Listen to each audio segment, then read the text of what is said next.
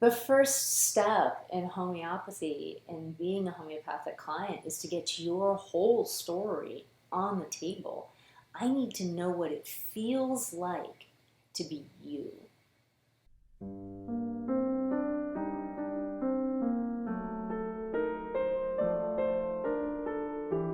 Welcome to Big Homeopathy. I'm your host, Sarah Thompson.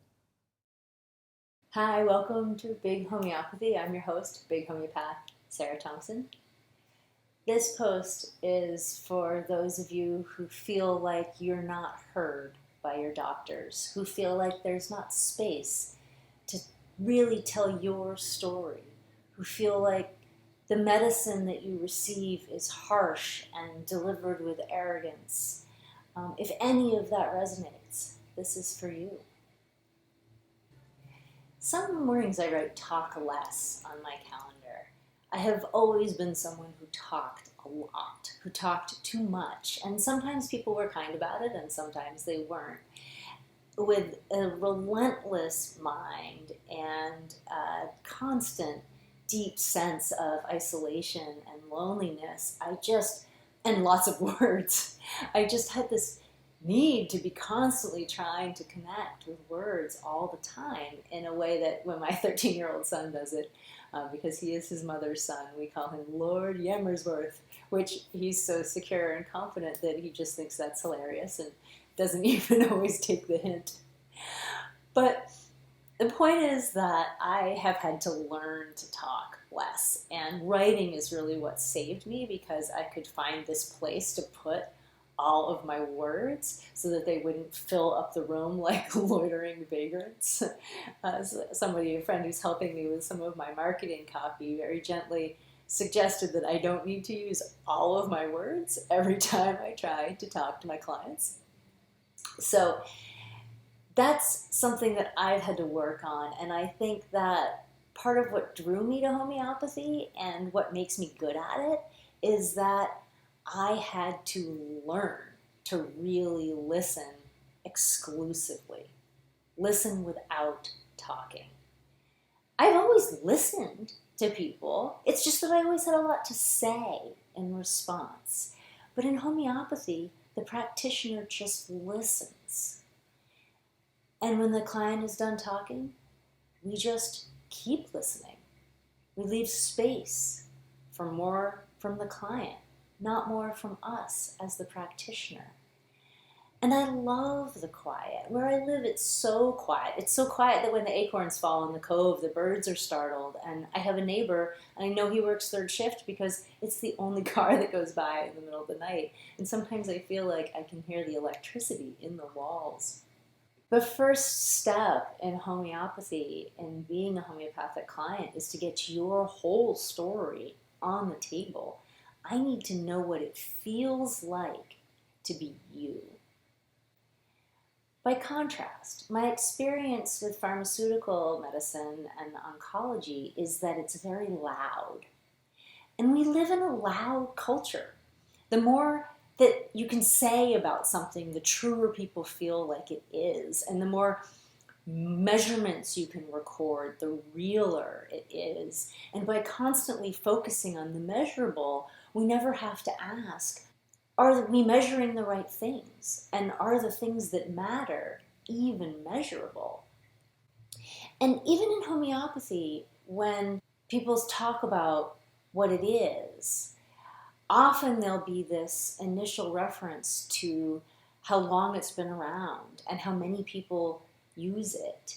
And there's wisdom in that. Of course, there can be wisdom in crowds. There's a reason why people have chosen this as a means to healing when the alternatives are painful and dangerous, and sometimes when they feel like they're out of other options. But crowds can also be totally wrong and do dangerous and painful things, and have for thousands of years. And the truth is that when we're talking about the human organism, it's so complex that anything we say is really a reference. It's just a descriptor of a component. Look at how many muscles, how many bones, how many cells. We measure the results of the scans and the blood counts and the images. Medicine in the 21st century is I measure, therefore I am. And every student of homeopathy has at some point the directive to define what homeopathy is in a way that is simple, concise, and evocative, in a way that we can speak to our neighbors and our family and our friends and our clients. And I have a confession. I'm never happy with the explanations that I hear or the ones that I give, because I don't feel like it captures what this really is. Homeopathy is quiet medicine. It's the medicine of listening deeply to the person in front of you. The only mission is the restoration of health. And listen and assume nothing except that the person sitting in front of us is whole and complete and right. And just that rightness is struggling under a pathological burden, and the vital force needs some space and some tools and some time. And it can heal itself if you give it a medicine of healing.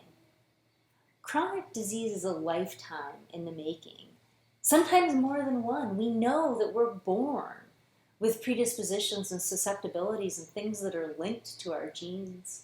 We go to the doctor and they measure stuff, and if they can't find anything, they tell us we're healthy, and then we get a diagnosis and they tell us we're sick. But were we really healthy? Were we at ease? Were we adaptable? Were we living life on purpose? Don't we want a healing that's as gentle and complete as that disease accretion is pernicious and insidious?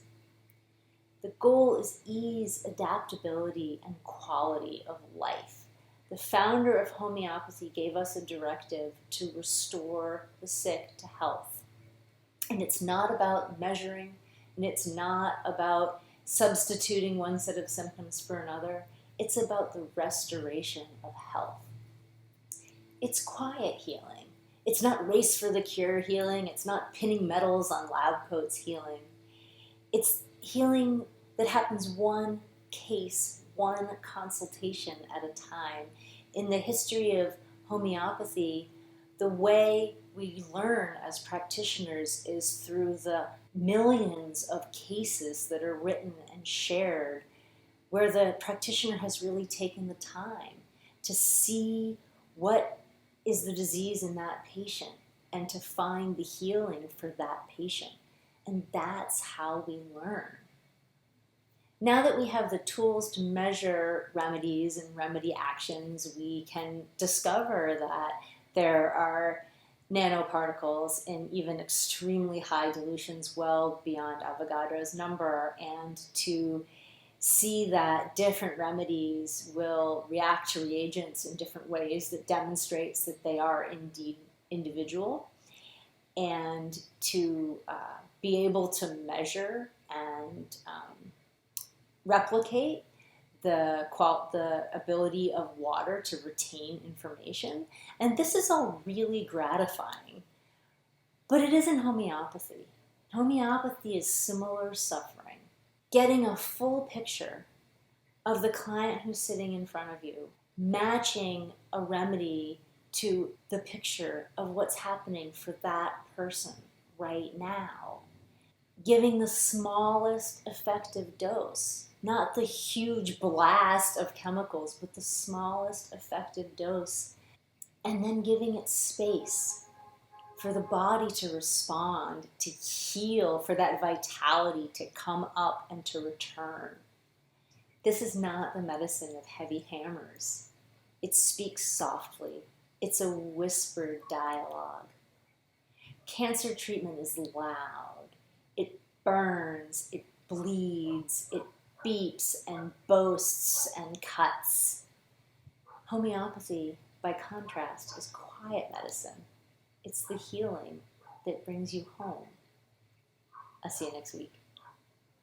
Take a moment, if you are enjoying these videos, to click through the links in the description if there are people in your life or if you yourself could benefit from a Transforming Cancer session, which is a free, no obligation session to learn about how homeopathy can help heal in the way that it has helped so profoundly to heal me in my life and to provide the healing that has brought me home. Thank you.